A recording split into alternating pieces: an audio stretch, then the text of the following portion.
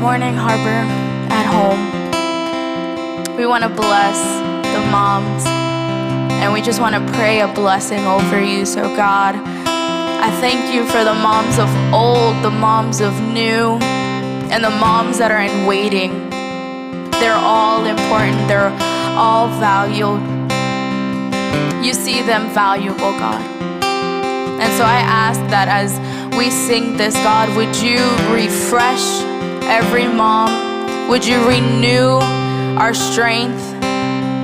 Would you revive wherever we're at, God, wherever we find ourselves, in the midst of being a parent, in the midst of waiting, God, you invade our space.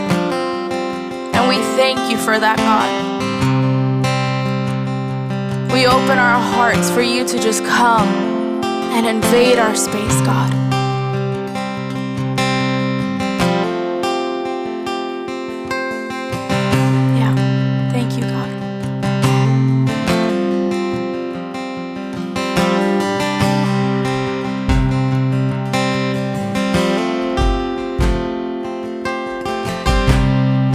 There's nothing worth more that could ever come close. Nothing can compare. You're our living hope. Your presence, Lord.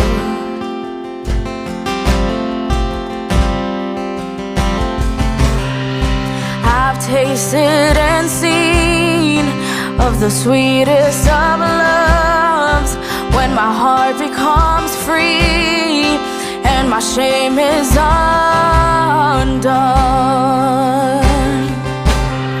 It's your presence, Lord.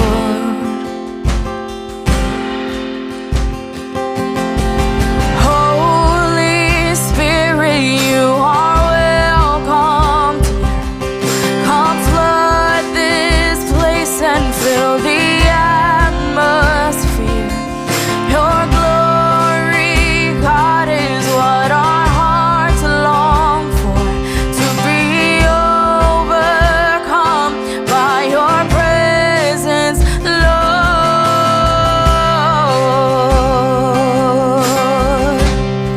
It's your presence, Lord.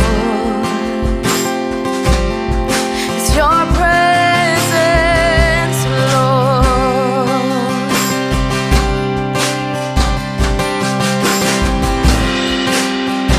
Come on, just sing that again. There's nothing worth more. There's nothing worth more that could ever come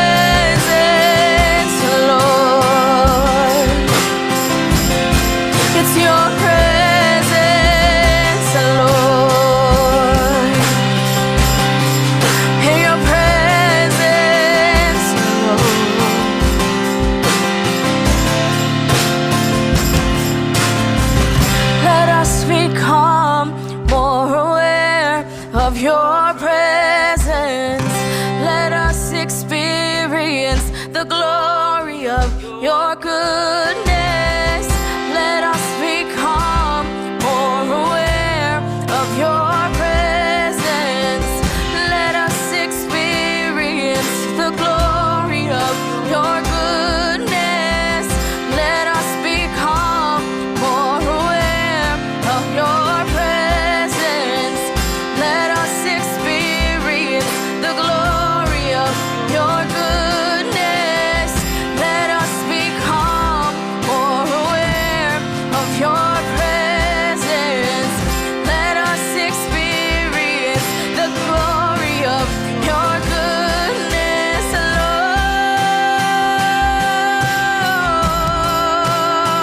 Lord. Holy Spirit, you are welcomed here.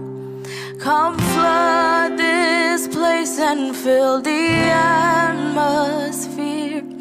Your glory, God, is what our hearts long for.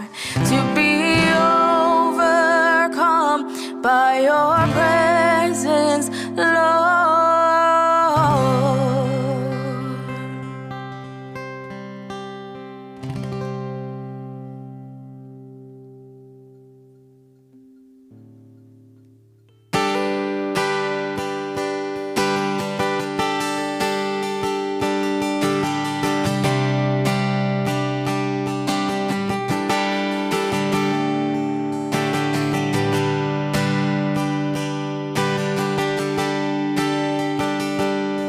No height and depth could separate. Your steadfast love can't escape. Your faithfulness in endless sea, so full of grace and mercy.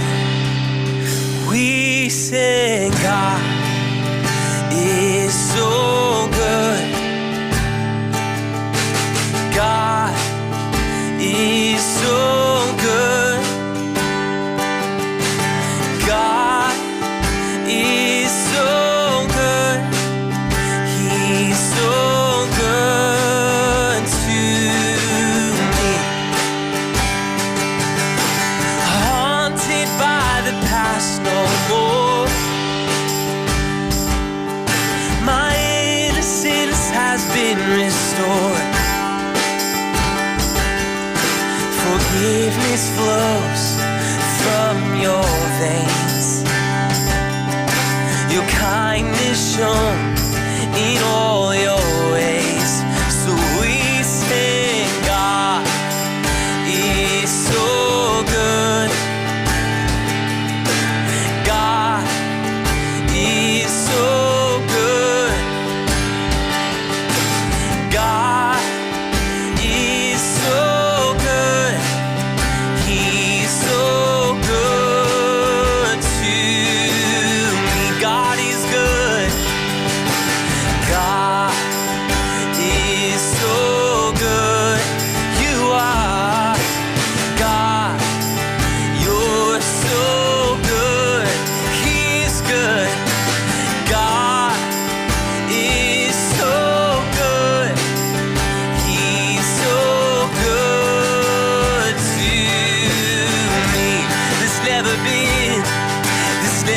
been anyone like you. Never been anyone like you. You are worthy. You are worthy. Let's sing that together. There's never been anyone like you. Never been anyone like you. You are worthy. You are worthy. Wherever you are watching this right now, there's never been anyone like you. Let's just declare who he is. There's never been, 'cause you are worthy. 'Cause you are worthy. There's never been, no, there's never been anyone like you. Never been anyone like you. You are worthy. You are worthy. Sing it again. There's never been. There's never been anyone like you. Never been anyone like you. You are worthy. You are worthy.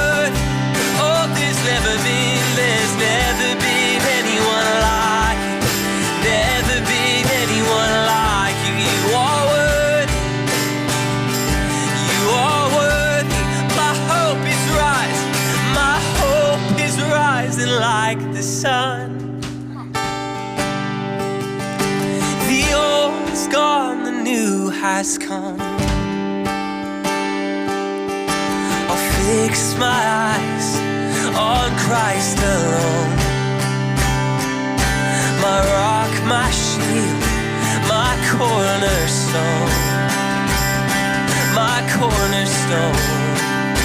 You are my cornerstone. You are Jesus.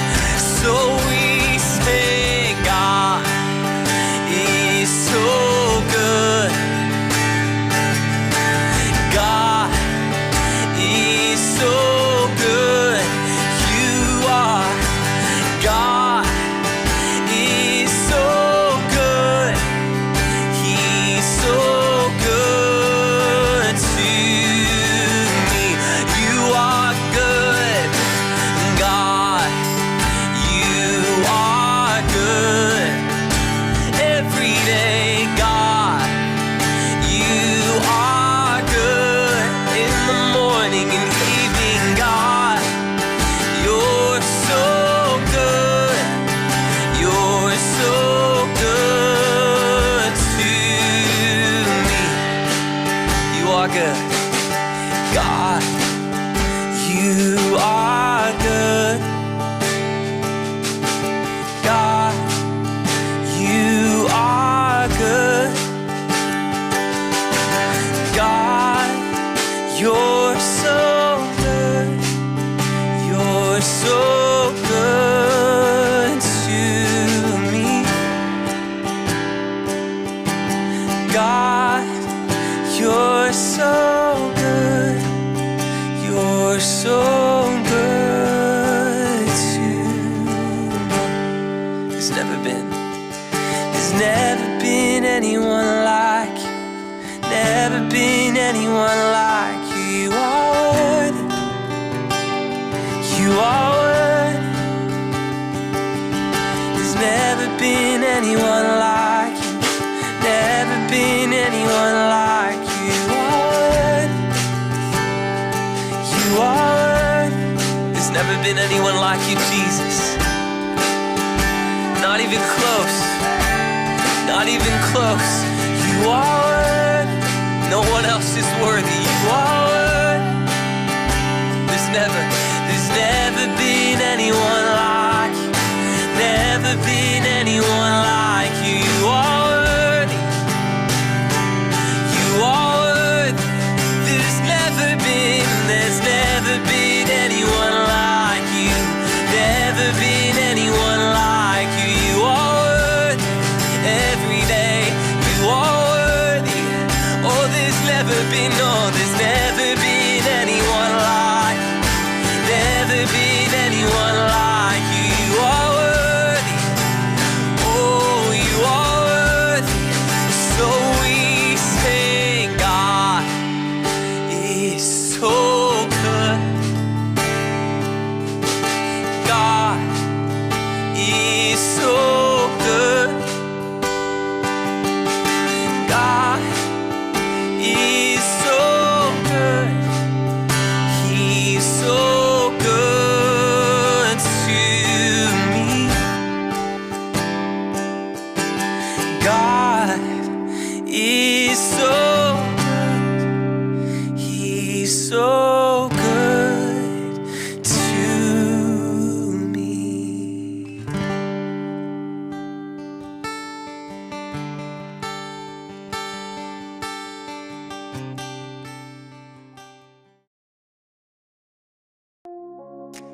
Good morning, everyone. Welcome to Harbour at Home. We are thrilled to be with you this morning. If you are a first-time guest, we want to give you an especially warm welcome and thank you for joining us today. I hope that you are finding yourself in a group of people that you are really going deep into relationship with, whether these are people that you've known for only a few weeks or for several years.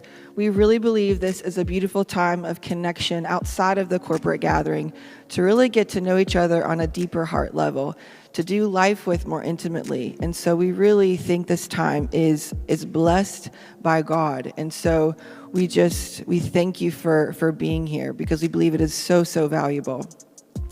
If you have yet to connect with us, we ask that you would do so either online or through the mobile app. We would really love just to get a little information from you so that we can stay connected and that you can know what's going on through the Harbor. And we want to connect with your children. We have actually something really special for them every Harbor at Home Sunday at 11 o'clock. You can learn more by going to Harbor Kids on Instagram and Facebook. Okay, men, there is a weekend coming up just for you, May 22nd and 23rd at Lake Placid. The deadline is actually tomorrow. If you are in need for some serious bro time, then this is the time to do it. So you're not going to want to miss it. We really do believe that's going to be a special time for you guys to get to know each other, link arms, sharpen each other, and just have a good time. I hope that you'll sign up. Lastly, May 30th, we are calling all of the people that call Harbor their home, whether you've been with us for just a few months or for several years. If this is a place that you really feel connected to, we ask that you would come and partner with us May 30th for our vision casting. This is where you're really going to get some information about really where God is calling Harbor in this post-pandemic world. So please, we invite you to come and join us for that time. And now we will transition to yet another form of worship, which is equally important, and that is through our tithes and our offerings. And so you have 3 opportunities to give, either online, through the mobile app, or text. We thank you for your continued generosity. And today is Mother's Day, and so we have an encouraging word for all you mothers who are joining us today. And I actually have the privilege of spending today with my own mom, and she's come from all the way from West Virginia. So come on up here, Mama. And as I was praying about this word, Jesus really reminded me that even though he had perfect relationship with his Father, he still very much needed his own mom. And she played a critical role in his life on the earth. And so I believe Jesus was saying that he sees you and you matter and you were put on the earth for such a time as this, in a time where we desperately need mothers and fathers to parent us, to parent a broken world. And Mom, you really had a beautiful word on your heart to share. Yes, a couple of things. One is for the young mothers, for the mothers who are raising young children. I know that when I was a young mother, I felt pretty intimidated and overwhelmed, and I judged myself a lot for my lack of parenting skills. And I think that looking back, that God would have said, Cheryl, just relax. It's okay. You love your children. It's going to be okay. And it was okay. As you can see, she's okay. She made it. And then for you moms or women who are at my stage of life and maybe caring for their parents or for even siblings. I know that I'm in the role of caring for my sister right now who's having some mental health issues. I'm feeling pretty overwhelmed again, just like I did when I was a young mother, and feeling pretty weak. But God's strength is being made perfect in my weakness, and I'm leaning hard on him, and I'm clinging to him. And I would encourage you to do that as well. Just don't give up and don't not trust him, because he can be trusted. And if that's all you can say is, Jesus, I trust you, then that's enough. And he'll step in and take over and be all that you need him to be. So we love you, and we say to you, Happy Mother's Day. Happy Mother's Day.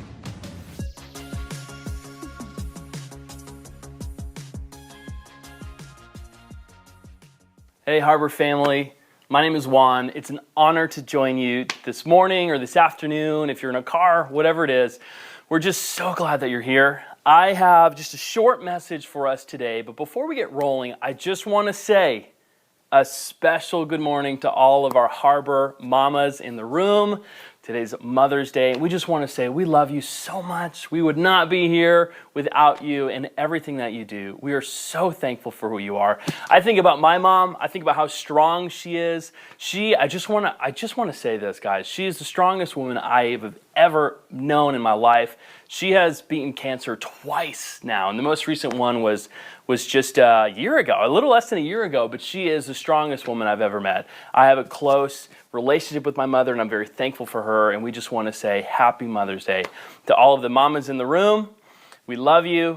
We're so glad you're here. Everybody's give her a hug. Come on, if there's a mom in your room, give her a hug. Say thank you. All right, guys, let's get rolling. Today, I'm very excited to share with you guys just a topic that's really, really close to my heart. I love, and if you know me, you know I love the local church. I love the local church more than, honestly, a lot of things. But there's one thing in particular about the local church that I love more than anything. And it's what we're going to be discussing today, and that's the word serving. I love what serving does to the body of Christ. I love what serving does to really connect with the heart of the Father. And we're going to get into that because how many of you guys know that, gosh, the entire Bible is just a story of how much Jesus serves us. We're going to get into that when we jump into Mark. I got to slow down because I'm already getting overheated talking about serving, but it's something that's very dear to my heart. It's something that has really come in very important times in my life. And while serving, I have found the greatest friends and the greatest community I've ever known. And I'm very thankful for it. So let's dive right on in. The title of my message for today, we're gonna go about 20 minutes today, is called Leading is Serving is Loving. We're in the series called Loving People. And I want to discuss how serving really does accomplish the loving part. We're going to have 3 sections for today. We're going to have one called Leading, Serving, and Loving. We're going to be in the Old Testament in 1st and 2nd Samuel. We're going to jump over to the New Testament. We're going to jump around in Mark and in John. So let's get started. This first section is Leading, and it's actually the shortest section I have. And can we just pause for a second? How many times have you heard the word leading, leadership, leader, lead that, lead book, leader podcast? We hear it all the time. It's something that we are so inundated with all the time. But for what I'm going to share about today, it's actually the shortest, littlest section. It's just one passage. I'm going to say it this way. I think that's how leadership should be. Leading is just maybe the last 10% of it. We're going to be diving in, and we're going to be looking at someone who's very, very important. We're going to be looking at David's life. Now, we're going to start off in 2 Samuel 5, 1 through 5. This is an incredibly important time in David's life. As you'll see, how about I read it, and then I'll talk about it a little bit. Again, this is 2 Samuel 5, 1 through 5. Then all of the tribes of Israel came to David at Hebron and said, "Behold, we are your bone and flesh. In times past, when Saul was king over us, it was you who led out and brought in Israel. And the Lord said to you, you shall be shepherd of my people Israel, and you shall be prince over Israel." So all the elders of Israel came to the king at Hebron, and King David made a covenant with them at Hebron before the Lord, and they anointed David king over Israel. David was 30 years old. That's insane. He was 30 years old when he began to reign, and he reigned for 40 years. The rest of 2 Samuel, and especially this portion right here, goes on to really talk about the successes of King David. Now, it's kind of not fair to start with this passage, right? Because when we think about David's life, this is a huge moment. He had waited his entire life, and we're going to see what that looked like at the beginning. But this is a moment it's a pinnacle moment in his life. And how many of you guys know that this really looks like God's promises? And to kind of relate it more to our lives, let's call something like this the promises of the Lord, or those God dreams that we have, right? So everybody in this room, wherever you are, I know for a fact that God has given you a dream, a passion, something that you are burning on the inside to accomplish. It's love for people. It's doing something. It's leading. It's starting. It's entrepreneurial. Everyone has it. Everyone. And when we have those God dreams, it really looks like this. When we wake up in the middle of the night, we're like, whoa, what was that? It's usually these moments, right? But when I say it's not fair to start here, this is kind of the victory, right? It's kind of like turning on the TV and boom, there's David in first place. And we're thinking like, that's awesome. He's the king. But how many of us know that it took a long time to get here? And we're going to be taking a look at that. But what I want to point out, as I mentioned, this first section, that's it. Because leading is only the last 10%. Let's talk about the rest of the 90%. We've discussed this as the promises. We've called these the promises of the Lord. For those of you that are saying right now to yourself, I don't know if I have those promises, I don't know what my God dream is yet, I want to encourage you with something. Here's the sentence or the test that I've been using to say, is this a God dream? Is this something that the Lord has put into my life to execute? Is this something I need to act upon? And here's my test, and this is something that came to me pretty recently, and it's been a total game changer. I wrote it down so I could read it perfectly here. Here's a big test if this dream is a God dream. Every single God dream or promise is deeply, deeply rooted in servanthood. Every single dream that God gives us is deeply rooted in serving. So if you're wondering, what is my God dream? Or is this a dream that I need to be pursuing? Stop for a second and think, where and how is this rooted in servanthood? Because here's what I want to do. I want to jump now over to the second section, which is serving. Remember, it's leading, is serving, is loving. Let's jump over to the second section. We just talked about a God dream, right? We talked about how do we know if it's a God dream? How do we know if this is something I need to be acting upon? And we just discussed, well, is it rooted in servanthood? At the end of the day, can you find the root of serving and loving those around you? So let's jump over to John 21, verse 15 through 17. Some of us are very familiar with this passage. It cracks me up all the time. But let's go ahead and read it. Again, this is John 21, 15 through 17.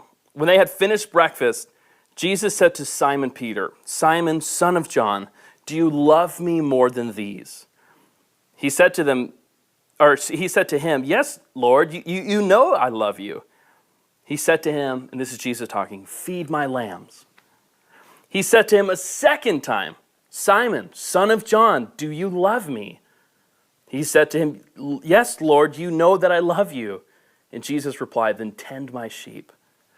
He said to him a third time, "Simon, son of John, do you love me?" Simon Peter was grieved because he said to him the third time, "Do you love me?" And he said to him, "Lord, you know everything. You know I love you." And Jesus said to him, "Then feed my sheep." Now, let's freeze right there. Where else in the Bible can we think of something happening three times or a single word being said three times? The first thing that I think about is in Isaiah. Holy, holy, holy. We know that verse in Isaiah repeats holy three times because of the magnitude of what that passage is discussing. Is the vision, the dream of Jesus. Holy, holy, holy. And here he says it three times. I think that's so interesting. I was wondering when I was reading that, is there a correlation between these two verses? Is serving something that is holy? Is feeding my sheep something that Jesus considers holy? Feed my sheep, feed my sheep, and feed my sheep. You see, guys, in this passage, even with the Lord, they're walking with the Lord, and he himself, Jesus, is saying, if you really want to love me, if you truly want to follow me, if you know what those dreams are that I've put in your heart, feed my sheep. That's what I'm telling you. It's very practical. Those dreams that we have, ask yourself, where is the root of servanthood? Because that's going to get rid of all of the surface level, I must be the best leader, I must be this or that, I must have a team, it must look like this. No. Feed my sheep is what Jesus says. So here's what I want to show you guys. Let's make this practical. We started off looking at David. We technically started off looking at King David. We're zooming in on a very important part in his life, which is him becoming king. But wait a minute, let's talk about where it first started. Now, we've all heard it a bajillion times, right? If you've been in the church long enough, you know the whole anointed versus appointed thing. We're going to go before the anointing. Let me actually give the full story. Well, kind of the full story. Let me give some history. In 2 Samuel, he's appointed officially king.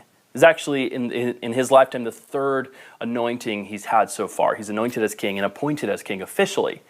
Now, early on in life, in 1 Samuel, he's very, very young, and he is one of, I believe, 7 or 8 brothers. Don't quote me on that. Don't roast me if I'm totally wrong, please. But he's one of, let's say, a lot of brothers, and Jesse is their father.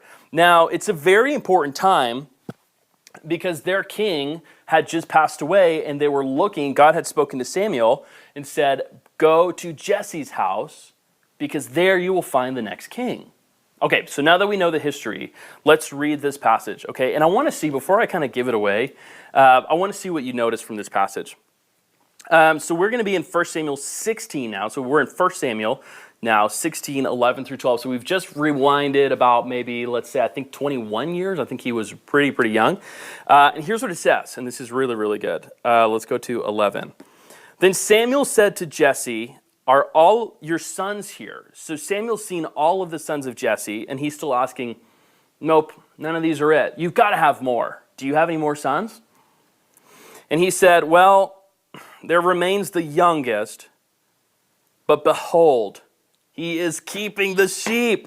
And Samuel said to Jesse, send and get him, for we will not sit down till he comes here. That's got to be super awkward, by the way. They're just kind of hanging, and they're just kind of standing. And he sent and brought him in. Now he was ruddy, he had beautiful eyes, he was handsome, and the Lord said, arise and anoint him, for this is he. That's huge. So I kind of gave it away a little bit. In the first section in leading, we talk about what are those promises of the Lord. In David's life, it was to be king. That was his promise. That was his God dream, to be the king.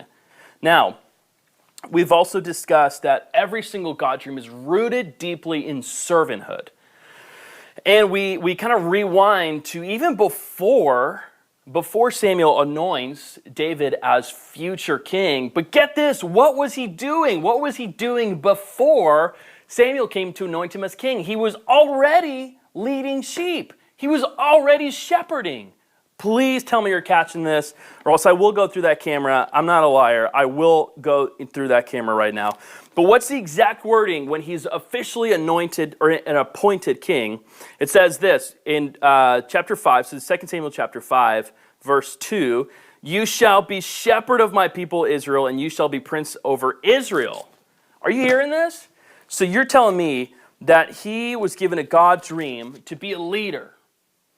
30 years, or let's say 20 years after he was anointed. But before he was anointed, he was already serving. He was already doing the thing that he was promised. So let me slow down. Let me take a deep breath. I'm sorry. I'm yelling at you. I don't mean it. I love you. But here's the thing.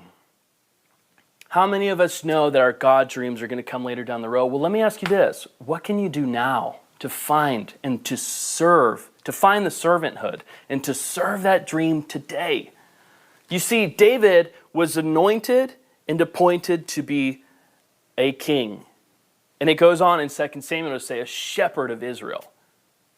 Before he was even anointed by Samuel, he was already shepherding. He was already with the sheep. He was already accomplishing what Jesus was talking about in John. If you love me, feed my sheep. If you love me, feed my sheep. And if you love me, feed my sheep. Whoa, that's really, really, really big to understand that we have the opportunity right now to have those God dreams, those promises of the Lord, and to see, Lord, where is the deep rootedness in servanthood? Once you find it, start that servanthood. Start it. What that looks like, it's absolutely personal to you and to your relationship with the Lord. Whatever it is that is your dream, whatever has been given to you by the Lord, you right now have the opportunity to say, Lord, where's the root of servanthood and how can I start that now? If you've been called into leadership, if you've been called into entrepreneurship, where can you serve a different business? Where can you serve a local ministry? If you've been called to do local church ministry or any form of ministry, you've been called to be a father or a mother. Today's Mother's Day. If you've been called to be a father or a mother, hey, you don't have to wait to have kids. If that's a promise of the Lord, how can you serve children now? How can you serve families now? You want to be a family person. Have you served a family lately? I'm telling you guys, take a deep pause, think about those promises that the Lord's given you and say, okay, Lord, where's the deep root in servanthood? Because ultimately, that's what's going to allow me to step into my promise and to love those around me. It's so, so big. So for those that, and I swear, I don't mean for this to come off strong, I love you, this is for me as well. How many of you know that preachers preach what they have recently just heard or what they need to hear more of, right?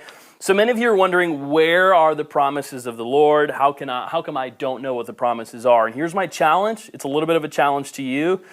Ask yourself if you're serving enough. Am I serving enough? And this is Leadership 101. If you want to lead, are you serving enough? Again, we're not talking about leadership. We're talking about servanthood. I don't know what my dreams are. I haven't heard clearly. Well, let me ask you, are you serving? Is there any area in your life that you are serving or you're leading by example? It's just a challenge, but here's what I want to do, guys. I want to also show the greatest example of servanthood we can ever have, and that's, of course, Jesus. I like to think of Jesus as like the king of servanthood, right? He's like the leader in servanthood. And I want to read some very, very important words here. We're going to go to Mark 10. I forgot to put a little sticky note by Mark 10, which if you guys grew up Baptist like I did, probably have PTSD from like sword drills. Hey, we're going to get healed from it, okay? It might take a minute. Matthew, Mark, Luke, John. Let me go to Mark real quick, give you a second to get there as well.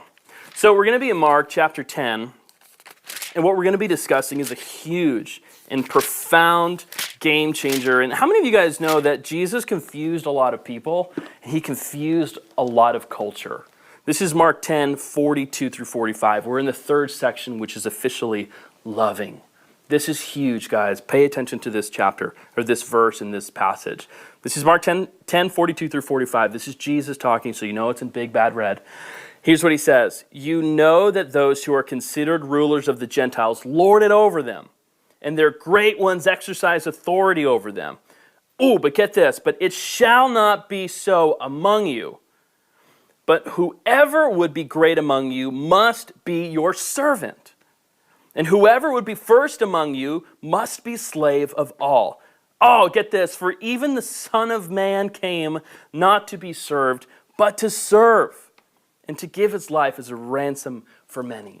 Are you guys hearing that? This is Jesus himself. He has all of the authority in the world to say, I am the creator. I am the one that made this. I deserve this glory, but I am on earth not to be served, but to serve. Do you know how confusing that was during this time when they're looking for someone to save them from the rule that they're under? And Jesus says, I'm just here to serve. Oh my gosh, I would be so offended in that moment. I'd say, Jesus, what are you talking about? Oh, I'm here to serve you, says Jesus. So here's what we need to know, guys. There's so much to learn from this passage. This little tiny Mark 10, 42 through 45. This is Jesus saying, if you've been called to leadership, great. Don't tell anyone. Serve them. I've been called, oh, here's my dream. I'm going to have a team. I'm going to do this. And now I'm a manager. That's amazing. Don't tell anyone. Don't lord it over them. Love them. Love them. So here's what I want to wrap up with, guys. We've talked about 3 sections. And I told you the leading portion, the first section, was the shortest. It's the very last 10%. It took David 20-something years to get there. However, just like we learned in the second section, it's something that he'd been doing his entire life. What is it that we are called to? What is it that you are called to individually? What has the Lord given you that in Nashville when we lived there, our pastor used to say, what burns your biscuits? What makes you, How do you steward that today by serving those around you? Very, very incredible tool called serving. Now, we just learned in the third section that leading is serving and serving is loving. And we look at Jesus that says this, if you are called to leadership, don't lord it over people. Don't go around telling people what you've done. Don't go around telling people what you're going to do one day. That's awesome. There's a time for that. But for now, don't do it more than you serve. Here's what I want to close with before I give you guys the Harbour at Home questions. In order to serve, and in order for us to really know what it is to feed my sheep, we have to realize that first, we are the sheep. For those that are wondering, well, I'm doing so much and I don't know what my dreams are, the very first step is actually knowing who you are and whose you are. So I want to encourage you, before we dive into knowing what my God dream is and serving in the local church, before we do that, as much as I love it, the thing I love the most is intimacy with the Lord. So slow your roll. Slow down. Get with the Lord. Before you ask, Lord, what do you want me to do? Just say, Lord, I love you. Show me more of your glory. Show me more of your glory. And from there, I promise you that you're going to know what those God dreams are, and take it a step further. Okay, Lord, you've given me that dream. How is it rooted in servanthood? How can I begin that dream today? Very, very big. And guys, the most important thing is that Jesus is still wanting to serve us. That's insane to think about. Almost offensive, right? If we know the magnitude of his glory, and Jesus still says, I want to love you. I want to come into your home. I want to bless you. Start off there. We've been in Mark, we've been in John, 2 Samuel, 1 Samuel. We learned about Jesus, we've learned about Simon, we've learned about Samuel, and we've learned about David. So we've got a lot to cover, but here's my closing questions for you. What is your God dream? And how is it deeply rooted in servanthood? I want to hear those discussions among you. Well, hey, share what your God dream is. And maybe someone in there can either help you discover how it's deeply rooted in servanthood, and how to practically serve those in your community, in the church, serve your family, which I know can be the hardest part sometimes. But ask those around you. Here is my God dream. Can you help me find the deep root in servanthood? And finally, let's get practical. Who are your examples of servant leaders, and what did you learn from them? Again, the first question is, what is your God dream and how is it deeply rooted in servanthood? And the next one, who are your examples of servant leaders and what did you learn from them? And of course, finally, who's cooking lunch? Guys, I want to thank you. This is the end of everything we have discussed for today. I want to say to all our moms and mamas in the room, we love you, we bless you. We are so thankful for who you are and everything that you have done, are doing, and will do in the future. We cannot say enough words to say thank you and that we love you. But for now, we'll send you guys off. Enjoy the rest of your day.